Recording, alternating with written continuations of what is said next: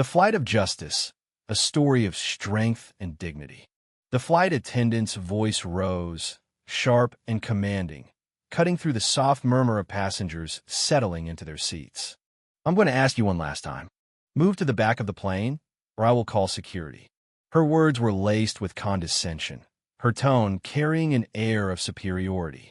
Olivia Carter, a composed black woman in her late 30s, remained calm as she looked up at the attendant. I've already told you, she said, her voice steady. I'm not moving. The strength in her tone was undeniable, though she did not raise her voice. The flight attendant, Megan, sneered as if she couldn't believe Olivia's audacity. Humiliation washed over Olivia, but she didn't waver. The passengers around her watched, some wide-eyed with intrigue, others shifting uncomfortably in their seats, pretending not to notice. No one, however, expected what would happen next. As Olivia stood, the air in the cabin seemed to still. What the flight crew and the onlookers didn't yet realize was that Olivia Carter wasn't just any passenger. She was about to reveal who she really was. The private jet gleamed under the afternoon sun, its sleek design promising a luxurious journey for its passengers. Inside, the cabin was opulent, plush leather seats, gold accents, and an air of exclusivity that made everyone inside feel like royalty. Passengers moved with ease, their expensive luggage rolling behind them. Some scrolled through their devices. Others sipped champagne offered by the attentive flight crew. Soft ambient music played in the background, complementing the atmosphere of wealth and privilege. Among them was Olivia Carter, poised and elegant in a navy blazer and matching slacks. She moved with quiet confidence, making no effort to draw attention to herself. As she stepped into the cabin, her calm presence commanded a natural authority. Lauren, the lead flight attendant, stood near the entrance, her uniform crisp and her posture rigid with control. She greeted passengers one by one, her smile warm for some and noticeably colder for others. Lauren prided herself on maintaining order, though her idea of order often depended on how people looked or carried themselves. Her welcoming tone shifted subtly when Olivia approached. "Welcome aboard," she said curtly, her warmth notably absent. Behind Olivia sat Mr. and Mrs. Hayes, a wealthy couple in their 60s who exuded the ease of seasoned travelers. Mrs. Hayes clutched a small knitting bag, her fingers already twitching to begin her work. Mr.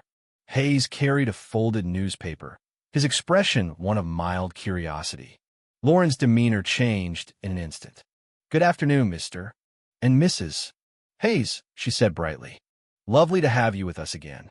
Olivia noticed the contrast, but her expression remained calm. She had seen this before, the unspoken dynamics, the silent judgments. As other passengers settled, Lauren moved through the cabin, ensuring everything was in place. When she passed by Olivia, her gaze flickered disapprovingly toward Olivia's bag, which was neatly stored under her seat. She pressed her lips into a thin line and walked past without a word. Have you ever been in a situation where someone's attitude shifted based on appearances?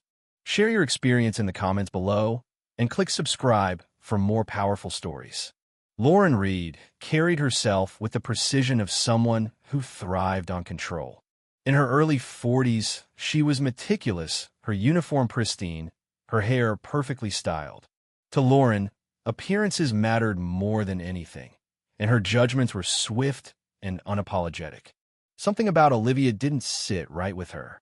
Not her clothes, not her quiet self-assurance, and certainly not the way she carried herself as if she belonged among the so-called elite passengers.